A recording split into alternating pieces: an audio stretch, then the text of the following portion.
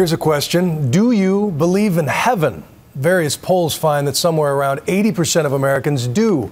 But a Harvard-trained brain surgeon wasn't so sure until he spent a week in a coma and came out with an incredible description of the afterlife.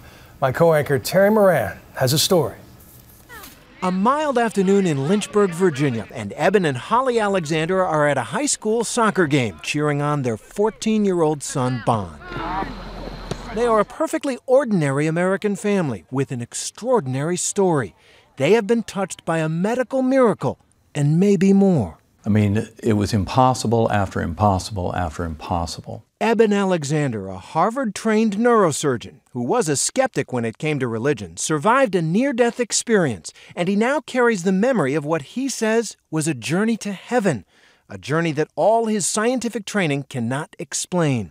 On November 10th, 2008, Eben awoke with a searing headache. When his wife Holly checked in on him, he was having a tremendous seizure. And I said, "Say something." And he didn't say anything, so I called 911. Eben was rushed to the hospital where he worked as a neurosurgeon. The only word we could truly make out was help, and the rest of his verbalization was purely screaming.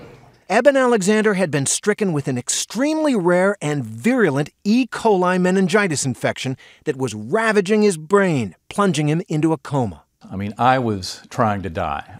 In fact, doctors gave him almost no chance to live and told his family if he did survive, he'd be brain damaged for the rest of his life. His eyes were just off and cocked. It was just like no one was there. Eben believes Holly is right. He wasn't there. Did you go to heaven? Yes.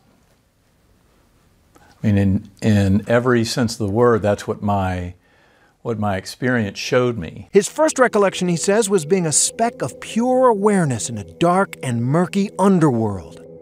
And then I was rescued by this beautiful spinning white light that had a melody, indescribably beautiful melody with it, that opened up into a bright valley. Just an incredible, rich, ultra-real world of indescribable complexity. God was there, he says, and he encountered him through an orb of brilliant light.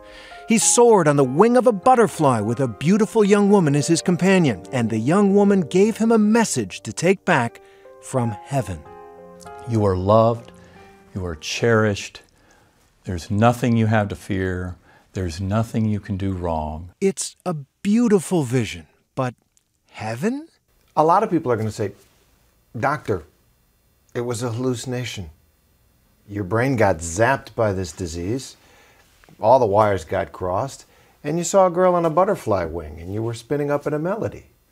I know this was not a hallucination, not a dream, not what we call a confabulation.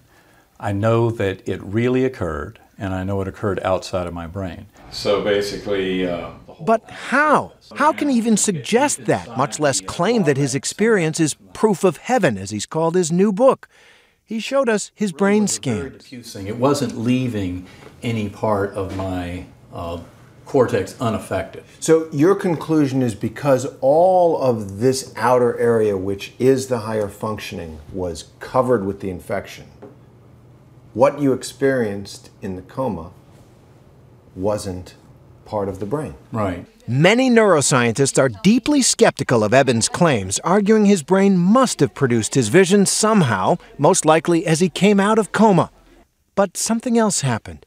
After he recovered, Eben, who was adopted, saw a picture of a sister from his biological family who died years ago, a woman he never knew. And I knew who my guardian angel was on the butterfly wing. It was the most profound experience I've ever had in this life. Your sister, by birth, and from a family that you didn't know because you were adopted, who died several years ago, who you had never met, you saw while you were in coma. Yes. And that was the key. That explained everything. Smells good, that's for sure. Dinner time at the Alexander home. Come, Lord Jesus, our guest to be, blessed. They were not a particularly religious family before Eben's coma. He was a skeptic. Not anymore. This proves that our soul, our consciousness, our spirit doesn't depend on the existence of the brain and body at all, and easily is actually freed up to a much higher state of knowing when it's freed from this body.